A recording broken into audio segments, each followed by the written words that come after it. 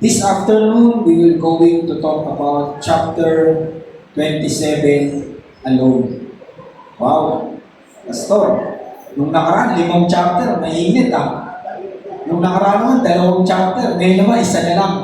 Para naman binibitin mo kami. Because we don't have enough time to isa-isahin pa natin. Gusto ko sana tapusin na yung Book of Matthew, pero why I am saying this? Because very important po ang last chapter ng mga libro na ito. Sa Book of Mark po, Book of Luke, and Book of John, patatalakay din po natin ito. Pero iba't ibang anggulo, ibang pananaw. Kung dito po nakita natin si Jesus bilang hari, at si Jesus po ay namatay, ipinako sa krus. Ganun din po sa Mark. Makikita nyo, si Jesus ay pinako sa krus, namatay. Si Jesus ay pinagkaanilo kasi nga po ang gospel ay synoptics. Halos magkakaparehas lang, pero iba-iba po. So again, dito makikita natin si Jesus bilang hari ng mga Hudyo. Ang libro, ang ebanghelyo po ni Mateo ay patungkol po sa mga Hudyo. Okay? Ito po ay sinulat para sa mga Hudyo. At ang pagkakasulat dito ay pagpapakita na si Jesus ang hari ng mga Hudyo. Si Jesus po hindi lang hari ng mga Hudyo, siya rin ang hari ng ating buhay. Amen po ba? At ang sabi siya ang hari ng mga hari, Panginoon ng mga Panginoon. Nais ko pong tanungin kayo sa hapon na ito bago tayo tumuloy o bago natin tignan yung chapter 27. Did you see Jesus and His grace at His word? Ha? Nakikita niyo na po ba? At patuloy niyo po bang nakikita ang Panginoong Jesus? Maging ang kanyang biyaya. Isipin niyo, if you dive yourselves into the Word of God, makikita mo si Jesus, the beauty of Jesus, how He do things that gives honor to the Father. Ganun po, kasi ang book of gospel, andun po yung mababasa lahat ng patungkol kay Jesus. Kaya kung ang isang tao ay nais mong makilala, anong kinakailangan gawin? Tignan mo kung saan siya pupunta, alamin mo kung ano yung mga bagay na ginagawa niya. Diba? Ang mga tao po na gusto mong makilala o meron kang libro na gusto mong malaman, ang ginagawa mo, ito ay yung pinag-aaralan. So kung gusto niyo makita si Jesus, wala pong ibang paraan. Bisitahin niyo po yung kanyang buhay. Sapagkat ang kanyang buhay ay naitalaga, naisulat sa 4 na libro ng Ebanghelyo. Isipin niyo, ang tao kaya isulat sa isang libro lang.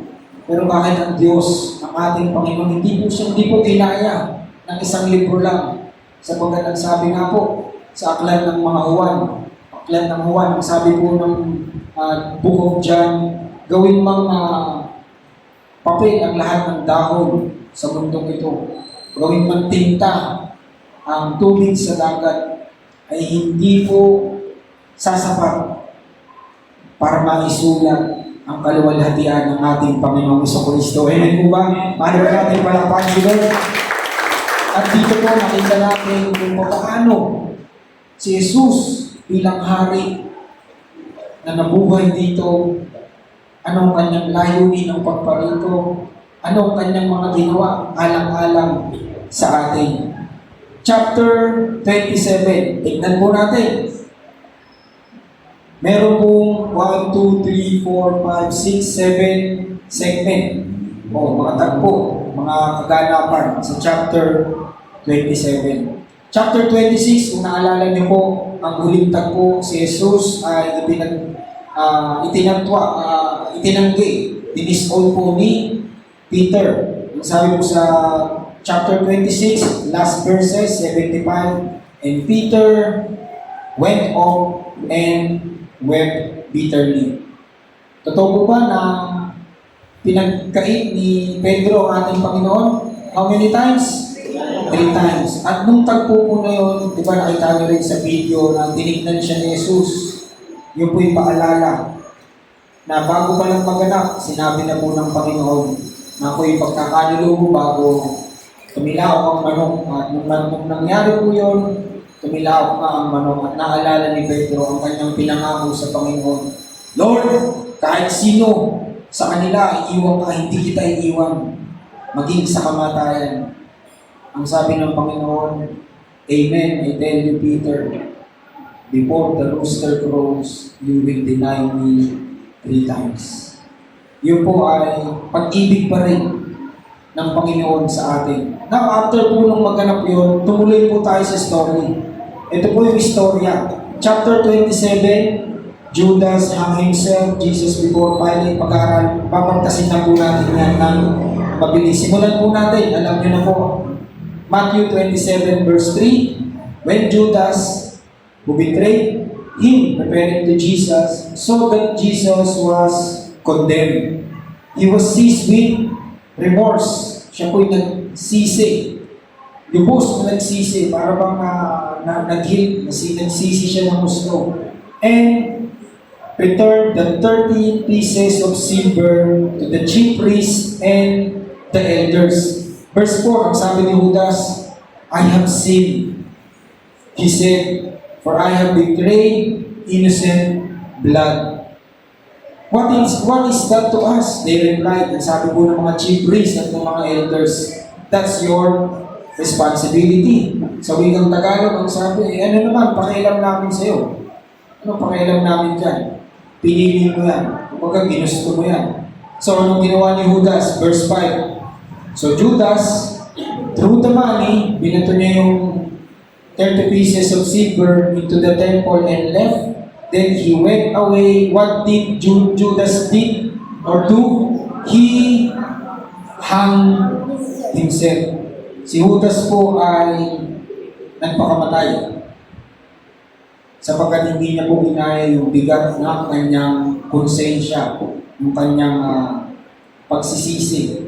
Sabi niya, I have betrayed an innocent blood. Nung nakita niya si Jesus kung paano hinahataw, sinusuntok, dinuduraan, pinahihirapan, parang grabe yung pagsisisi niya. Pero tanungin ko po kayo mga kabiyaya, si Pedro po ba ay nagkasala rin katulad ni Judas? With swearing and cursing. Ang ginawa po ni Peter, with swearing and cursing, nanumpa siya.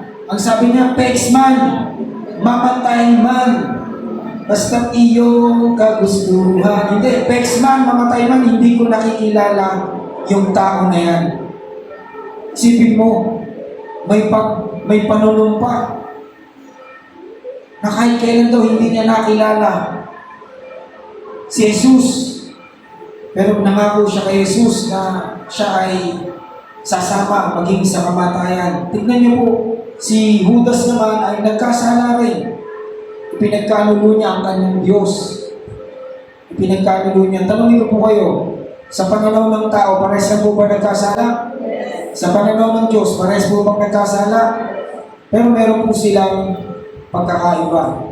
Si Judas po ay hindi niya kinaya, kaya po siya ay nagpakamatay. Look at this. Peter and Judas, they sinned against the Lord. Both. Peter sinned and turned back to Jesus, but repented. Siya po ay nagsisi, nagbago ng kaisipan. Judas sinned and turned away from Jesus. Yung isa nag-turn back, yung isa nag-turn away. Repented, despaired. The difference was repentance. Mga kabihaya, si Peter po ay mabigat din ang kanyang nagawang kasalanan. Pero alam niyo po ang ginawa ni Peter, nung siya po ay nagkasala, umalis siya, lumuha siya ng lumuha. At ang sumunod na tagpo, si Judas naman ay nagsisi rin. In fact, binato niya nga yung kumbaga, binalik niya, hindi niya naman ginastos yung pera. So, ibinalik niya yung mali-maleta at hindi niya nakinaya ang bigat ng persecution sa yung konsensya, yung bahay mo, punong-puno ng pera. Tapos nakikita mo yung kababae mo, nalulunod dahil sa blood control na hindi na-control ng blood. Ang blood na hindi ma-control dahil yung pang-control nandun sa bahay mo. So, ibinalik. ni Judas. Pero si Judas po ay hindi niya kinaya yung bigat ng konsensya. Mga kabiyaya, they both sinned, but the difference was repentance. Judas did not receive the love of Christ. That's why he hung himself. While Peter received the love of Christ, repented. Ang Greek word po ng repentance ay metanoia. Change of mind. Meta, change, noia, mind. Yun po yung meaning ng repentance. Mga kabiyaya, maraming nagtuturo at sinasabi nila na si Judas dito ay kaya nagpakamatay, hindi pinatawad. And tanongin ko po kayo, si Jesus po ba yung namatay lang sa lahat ng tao maliban kay Judas? O kasama si Judas?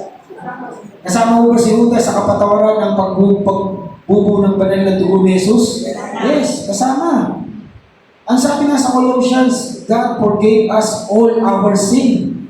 Pinatawad lahat, kasama ng kasalanan ni Judas. Lahat ng paghuhudas niyang ginawa ay pinatawad, kasama yun sa binayaran ni Jesus, kasama po yun sa pinatawad ni Jesus. Pero bakit hindi po ito kinaya ni Judas? Sapagkat si Judas po, hindi niya napatawad ang kanyang sarili. Kaya po tayo mga kabiyaya, tayo po na nagkakasalaman, minsan ang bigat Tandaan mo, pinatawad ka na ng Panginoon, patawarin mo rin ang iyong sarili. Nilimot na ng Diyos ang kasalanan mo. Huwag mo nang alalahanin pa. Sapagkat kung ang Panginoon nga ay merong karapatang alalahanin, hindi na inaalala. Ikaw mismo, hindi mo mabigyan ng buwang ang iyong sarili at kalimutan mo na. At ikaw ay magsimula muli. Anong ginawa po ni Jesus kung siya po'y nag-resurrect? He restored Peter. Grabe si Peter, ang unang ebanghelista. Siya po nag-preach, 3,000 people got saved. Yun ang nangyari. Kapag tinanggap mo ang pag-ibig ng Panginoon at nagsisi ka at nang makita mo at maintindihan mo ang kabutihan ng Diyos ang nagdadala sa iyo sa tunay na pagbabago. Kaya si Pedro po'y nagbago. Ngunit si Judas naman ay nabigo patawarin ang kanyang sarili. Kaya po siya kumantong sa pagpapakamatay. Maliwanag po, sabi sa Romans 2:4, "Oh, do you despise the riches of His goodness, forbearance, and long-suffering, not knowing that," basahin nga po natin yung last part, "that the goodness of God leads you to repentance." Ang kabutihan po ng Diyos ang naghahalin sa atin sa tunay na pagbabago ng isip. Kinakailangan maintindihan mo na ikaw ay pinatawad na upang ikaw ay mamuhay ng malaya, mamuhay ka ng pinatawad ka na. Huwag mong intindihin yung nakaraan mo. Ang nakaraan mo ay tapos na kagabi. Ang meron kay ngayon at ang biyaya ng Diyos ay sapat para sa kinabukasan mo. Amen po ba? Magsimula ka ng bago, magsimula ka, magpatuloy ka sa biyaya ng Panginoon. The goodness of God, not the law, not even our performance, not even our effort. Akala kasi nung iba, pagka ginawa mo to, yung may kakilala ako, alam nyo, gustong-gusto niyang baguhin ang kanyang sarili. At gusto niyang patunayan, ang sabi niya, kaya kong baguhin yung sarili ko, pag ginusto ko, kaya ko. Sabi ko, totoo? Oo, sabi niya ako, pare, tinigilan ko pagsisigarilyo. Ha? Tinigilan ko, hindi na ako naninigarilyo. Ano na lang ginagawa mo? Chocolate. O di naubos mo yung ngipin niya. Banda muli, after ng isang buwan, back to Yossi, mas malala pa. Ibig sabihin, hindi niya na naman kinaya Iba naman, pare, hindi na ako inom, kaya mong baguhin yung hindi na ako inom. Ha? Paminsan-minsan na lang. Hindi na ako inom, kaya mong baguhin yung sarili ko. Nung nakatalikod, nagka-problema, nakita yung pasyon ng Red Horse. Balik, sumimple ulit. Mga kabiyaya, aminin natin na hindi natin kayang baguhin ang ating sarili. Walang taong kayang baguhin ang kanyang sarili. Pero ito ang mabuting balita. Walang taong hindi kayang baguhin ng biyaya ng Panginoon. Amen po ba? Palakpakan natin si Lord. The moment you realize the goodness of God. Sipin mo, gaano ka man hindi karapat-dapat, gaano ka kasama, pero pinapakita pa rin ng Diyos ay kabutihan. Nagkasala po ba si Pedro? Yes. Nung nabuhay na maguli si Jesus, anong sabi ni Jesus? Pedro, alagaan mo ang aking mga tupa. Hindi sinabi ni Jesus, o ano Pedro? Kala ko ba hindi mo ko ipagkakanulo, ha? O ano ka ngayon? Sinumpatan ba siya ni Jesus sa kanyang kasalanan? Tinatanong ko po kayo, ipinaalala ba ni Jesus yung kanyang ginawa? O nilimot na ni Jesus? Limutin mo na rin sapagkat ikaw ay pinatawad na. Amen po ba? Palakpakan natin si Lord. Thank you, Jesus. Now, let's move on. Let's look at this. Remember this. The clearer we see God's grace in the midst of our failures, the deeper our repentance becomes. Grace doesn't produce rebellion. It produces a transformed heart. Ang biyaya po ay hindi nagdudulot na ang tao ay magrebelde. Kaya kapag naintindihan ng tao ang biyaya at pag-ibig ng Diyos, hindi pwedeng hindi magbago ang tao. Pero kapag ang tao ay idinidiin mo sa kanyang kasalanan, lalong magre-rebelde yan. Tama po ba?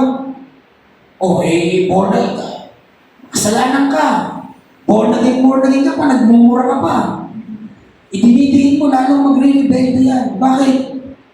Alam niya na nga pinapaalala, pilit mong minamagnify. Hayaan mo. Hindi naman ibig sabihin na binibigay mo yung kabutihan ng Diyos ay mawiwili siyang samantalahin yun. Hindi totoo yun. Nakalagay po sa Bible, when sin abounds, grace abound even more.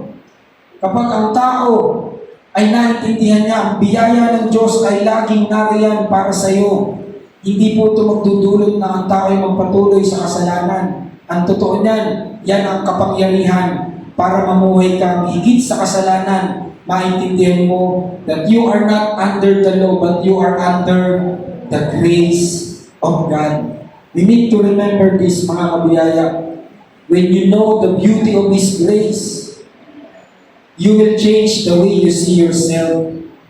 Ito po ba na kapag naintindihan mo, nakita mo yung kabutihan ng Diyos, magbabago ba yung tingin mo sa sarili mo? Anak ka na ng Diyos. Pinatawad ka na.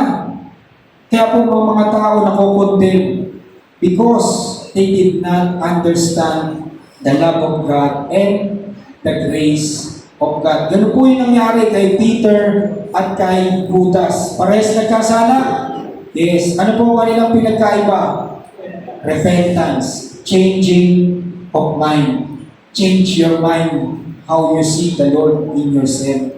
Kinakailangan mong tignan ang Panginoon. Tignan mo na ang sarili mo kung paano ka tinitignan ng Ama. Can we say amen? Now let's go back to the story. After po nun, si Jesus po dinala kay Pilate. Si Pontius Pilate. Meanwhile, sabi po dyan, meanwhile, Jesus stood before the governor and the governor asked him, ang gobernador po ay si Pilato, si Governor Pilate. Ang sabi po ni Pilate kay Jesus, "Are you the King of the Jews?" Tinanong niya ang Panginoong Jesus. Tignan niyo ang reply ni Jesus. Ano ang reply ni Jesus? "You have said so." He replied. Natatawa po talaga ako nung iniisip ko to. Grabe. Tignan niyo yung humility ng Panginoon. Hindi niya sinabi, ako nga, gusto mo. Anong gusto mo? Patunayan ko, tumawag ako ng ano? Ha? Ang sabi ng Panginoon, ang sabi ni Pilato, "Are you the King of the Jews?" Look at the reply of Jesus. "You have said so." Yan po yung indirect. Gumamit po ng idiomatic expression si Jesus. Indirect po yung sagot niya. Pero yung sagot na yun, nanggaling na doon sa tanong ni Pilato, "Are you the King of the Jews?" Ang sabi ni Jesus, sinabi mo na. Grabe po ang biyaya, grabe si Jesus. Yung kanyang humility, how He respond. And look at verse 12 and 13. When He was accused by the chief priests and the elders, He gave no answer. Then Pilate asked Him, "Don't you hear the testimony they are bringing against you?" Hindi ka ba napapagapag sa mga sinasabi nila patungkol sa'yo? Look at verse 14. But Jesus made no reply. Even given to a single charge, to the great amazement of the governor. What does it mean, Pastor? Hindi po sa lahat ng pagkakataon, kinakailangan mo ipagtanggol ang iyong sarili. May mga panahon na kinakailangan mo lang manahimik. Hayaan mo ang biyaya ng Diyos ang magtanggol sa iyo. Huwag mong ipagtanggol ang iyong sarili. Sapagkat ang totoo niyan, lahat ng gagawin mo, laging may masasabi ang tao. Jesus made no response of all the accusations because He knows the truth. Alam po ba ni Jesus na siya ang hari? Yes. Hindi niya sinabi, ako nga, ang kulit mo. Gusto mo, pakita kita. Hindi. Diba, ang tao minsan, pagka napuprovoke, biglang bumubuo po yung parang gusto niyang patunayan. Hindi po, alam po ng Panginoon, we don't have to speak and defend ourselves all the time. Totoo po ba? Sa mga akusasyon, mga bad opinion ng tao patungkol sa iyo, remember mga kabiyaya, God's grace will always defend us. Ididepend sa tayo ng Panginoon. Remember, the truth will stand and prevail. God knows the truth. May mga taong sisiraan ka kasi hindi kayo nagkaibig, nagkaroon kayo ng problema. So anong gagawin? Sisiraan ka. Ikikwento lahat ng mali mo para yung mali mo lang makita ng iba o ng mga taong pinagkukwentuhan nila.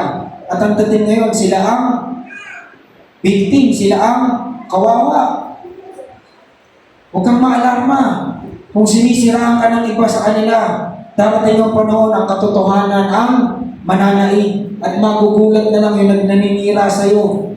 What happened? Wala kang ginawa, nanahimik ka lang. Alam niyo mga kabiyaya, tinuturuan tayo ng Panginoong Hesus na minsan kinakailangan natin manahimik. Depend on Him. Dumipende tayo sa Kanya. Sinisiraan ka, inaayawan ka, okay lang. Alam mo naman ang katotohanan eh. Wala ka namang ginawa. God knows the truth. Alam niyo minsan, di ba nakakapagod mag-explain? Nang mag-explain, kapag ka kinausap, ano ba ginawa? Explain ka na naman. Tapos may nakwento ka, explain ka na naman. Totoo ba, sister? Explain ka na naman. Totoo ba, brother? Ganun sinabi dyan, explain ka na. Alam niyo the best response is to remain silent. Ganun po yan. Look at here, not every accusation deserves an answer. Sometimes, basahin nga po natin yung last part. The loudest testimony of grace is silent trust in God. There are times we need to speak, and there are times we need to shut our mouth and let the grace of God proves them wrong. Totoo po ba na wala naman po, totoo, we cannot please everybody. May mga taong ayaw sa'yo, may mga taong sisiraan ka, may mga taong ipopost ka, pariringgan ka. It's okay. You know the truth, and the truth will set you free. Sometimes, the loudest testimony of grace is silent trust in the Lord. Ano pong sabi sa book of Proverbs? Trust in the Lord with all your heart. Lean not on your own understanding. In all your ways, acknowledge Him, and He will make your path straight. Pagkatiwala mo lang ang buhay mo sa Panginoon, it's only a matter of time, the truth will prevail. And who will get the glory? God will give or will get all the glory because siya ang nag-prevail, siya ang nag-depend sa iyo. Mamahinga ka lang sa ating Panginoong Kristo. Amen po ba? Now, verse 15, ito po, sapagkat hindi rin mapakali si Pilato, alam niya na si Jesus ang hari. Verse 15, now it was governor's custom at the festival to release a prisoner chosen by the crowd. Customary po yan, taon-taon, ang governor po ay nagpapalaya ng isang preso. So, mamimili ang crowd para papipiliin sila. Look what happened. Pinapili sila. Ang pangalan po nito ay Jesus Barabas. Nagtataka ko, Jesus din pala. Pero Barabas. Totoo po. Yan po ang pangalan niya, basahin niyo sa Book of Matthew.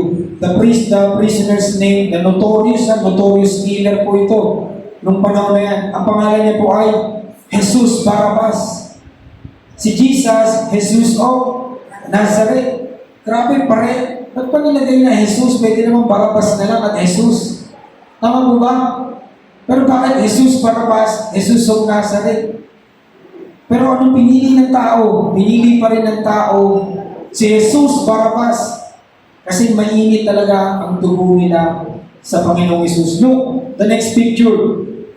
Ang sabi po ni Pilate, which of the two do you want me to release you? Asked the governor. Barabbas, they answered. What shall I do then with Jesus who is called the Messiah? Pilate asked. They all answered, ano pong sinabi nila? Crucify him! Ipako sa krus. Alam niyo po, real story po ito. Napakinggan ko at nakita. Ito pong tao na gumarap na ito bilang Barabbas sa movie po na Passion of the Christ. Yung pong senaryo na yan, wala raw po yan sa actual na yung ipiniplay nila, yung scene. Yung paglingon niya, 2 beses siyang lumingon. Ang patotoo daw po ng aktor na yan, ay nakita niya si Jesus sa tagpo na yan. Yung mama po na yan, nagumanap na Barabbas sa pelikula na yan ay hindi po Kristiyano. Hindi po mananampalataya ng Panginoon. Yung pagbaba po, pinili nila, we want Barabbas! Diba nagsigawan yung mga tao? Eh di pinakawalan na ni Pilato si Barabbas. Naglalakad siya, pagtingin niya, napatingin siya ulit. Doon yung film na yun, yung senaryo na yun. At ang patotoo po na itong mama na gumanap na ito, nakita niya si Jesus. At siya po ay tumanggap bilang Panginoon at tagapagligtas. What a wonderful grace. Ang tao po, kapag nakita si Jesus, ay maliligtas. Kaya ang sabi, confess the Lord, believe in your heart, and you will be saved. Ganun po yung nangyari. Patotoo po yan. You can do your research. Search niyo po yung film na Passion of the Christ, yung mama na gumanap. Patotoo niya.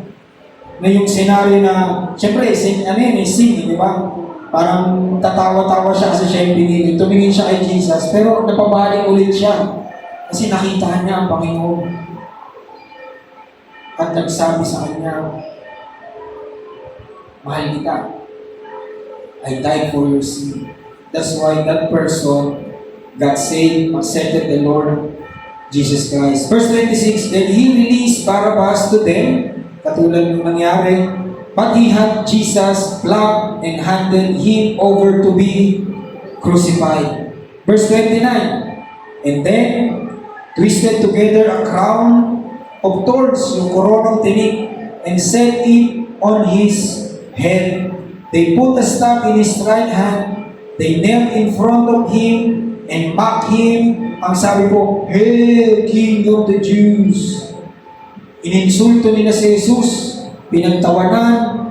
Verse 30 to 31, they spit on him. Dinuraan na naman. Took the staff and struck him on the head again and again and again. Kaya po yung koronang tinik ay bumakon sa ulo ng Panginoon at dumana ang dugo. Tiniis pong lahat ni Jesus. Yung lumikha ay pinahihirapan ang manlilikha dahil sa pangalan ng pag-ibig. And after they had mocked him, they took off the robe and put his own clothes on him, and they led him away to crucify him. Yung tagpo po na yan ay pinahirapan na si Jesus, pinabuhat na po sa kanya ang krus. Verse 32, as they were going out, pinabuhat na po kay Jesus ang krus. As they were going out, they met a man from Cyrene named Simon, and they forced him to carry the cross. Napanood niyo naman po yung Passion of the Christ na film, di ba? Si Jesus po ay bumabagsak. Sa totoo po yun, ang totoo dapat na mangyari ay hindi na po kayang i-carry ni Jesus ang cross because yung kanya pong likuran ay wala na pong balat na natitira. Yung po'y ginawa sa kanya nung siya po ay pinagkahataw, gumamit po ng mga bagay na pang ginagamit sa parusa nung panahon po ng Roman Empire. Kaya po nung bawat hataw kay Jesus, yung balat niya po ay naubos ang kanyang likod. Kaya nga sabi doon, by His stripe, one single stripe, we are healed. Tiniis po lahat na Jesus yun, alang-alang sa ating lahat. Verse 33 to 34, they came to a place called Golgotha, which means the place of skull. There, they offered Jesus wine to drink, mixed with gall, but after tasting it, he refused to drink it. Ito pong lugar na to ay Golgotha, kung saan po, the place of skull. Naalala niyo po si David? Sino po ang tinalo niya? Si Goliath. Nung tinalo po ni David si Goliath, after niya po na tamaan sa ulo at bumagsak si Goliath, ang ginawa po ni David ay pinugutan niya ng ulo si Goliath at dinala niya po sa Jerusalem at diyan niya po inilibing. Yan po yung larawan. Larawan po yan. That the greatest son of David one day will place his body and die for our sins. Larawan po yun na ang anak ng hari ay papako sa krus at mamamatay sa lugar ng mga bumog. Yan po ay pag-ibig na ipinamalas ng ating Panginoong Jesucristo. Yan po ay naihula at yan po ay katuparan. Look at verse 35 to 36. When they had crucified Him, may pako na po si Jesus, they divided up His clothes by casting lots. Verse 36, sitting down, they keep watch over Him there. Ito po ay hula. Naihula na po Psalms chapter 22, verse 18, they part my garments among them and cast lots upon my vesture. Yan po ay tagpo na kung saan maging ang kanyang damit ay pinagsugalan pa, kumbaga pinaglaruan pa. Yan po ay naihula. At yan ay naganap lahat. Kaya nga po, inuulit ko ang Book of Matthew is a fulfilled prophecy book. Marami po kayo mababasa to fulfill what the prophet said, to fulfill what the prophet said. Yan po yung lahat naihula. Sapagkat ang lumang tipan po ay anino. Ang katuparan po ay nasa bagong tipan. Lahat ng inihula sa lumang tipan ay patungkol po sa Panginoong Jesucristo. At yan po'y naganap na 2,000 years ago, mahabang panahon o taon ang lumipas. Yan po'y naganap dahil yan ay kalooban ng Diyos upang ang tao'y iligtas at tayo po'y magkaroon ng buhay na walang hanggan. Can we say amen? Amen. Palakpakan po natin ang Panginoon. Thank you, Jesus. Verse 37, above His head, nakapako na po si Jesus. Imagine, yan po yung story.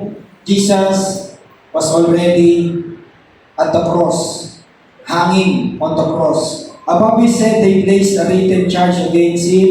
This is Jesus, King of the Jews.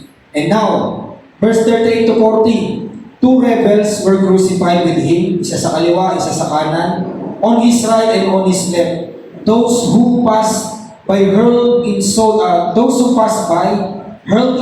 at Him, shaking their heads. Imagine, nakapako si Jesus at tinitignan nila, dumadaan sila at umiilig. Mga ganun. Lahat to. Sabi-sabi, siya raw ang anak ng Diyos. Di nga niya mailigtas sa kanyang sarili. They keep on mocking Jesus. They keep on insulting Him. Ano sabi niya? You who are going to destroy the temple and build it in 3 days. Sabi ng mga, save yourself. Bumaba ka dyan. Come down from the cross if you are the Son of God. Isipin nyo, nung si Jesus ay nakapako, habang siya iniinsulto ng mga tao, did you think Jesus can prove that He is the Son of God by one snap of His finger? Ubus lahat yun. Pero tinitiis niya lahat ng panginsulto. Tiniis niya lahat yun. Upang anumang insulto ang ibigay sa atin ng kaaway, ay wala na pong kapangyarihan sapagkat tinanggap na, inako na lahat ni Jesus alang-alang sa atin. Look at another verse. Verse 41 to 42, ang sabi nila, he trusts in God. Let God rescue him. Now if he wants him, for he said, I am the Son of God. He saves others. Sabi na, in the same way, or rather, verse 43, 44, in the same way, the rebels who were crucified with him, heaped insults at him. Now, punta po tayo sa verse 45. Verse 45, from noon until 3 in the afternoon, ano po nangyari? Darkness came over all the land. From 12 noon, alas 12 ng tanghali hanggang alas 3 ng hapon, this is the brightest day of the day. 12 noon up to 3 p.m. What happened? Darkness came over all the land. Why?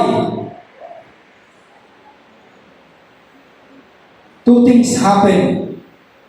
Remember, when the king was born, midnight became midday because the heaven is rejoicing that the king is born. Diba ang sabi ng anghel? Today, in the town of David, a Savior has been born to you.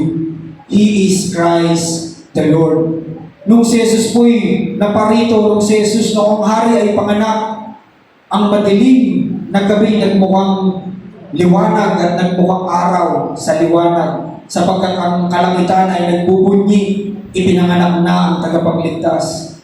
Nung si Jesus naman po ay nakapako sa krus, midday become midnight. Why? Because the heavens cry, for the Lamb was crucified. This is the moment the Father turned his back on his Son. This is the darkest day of the day sa history. Sa isang araw po, isang gabi lang meron. Pero dito po sa story na to, nakatalaga po yan in ancient history that there was a day, 2 nights at 1 day. Why? Because Jesus hung on the cross for you and for me.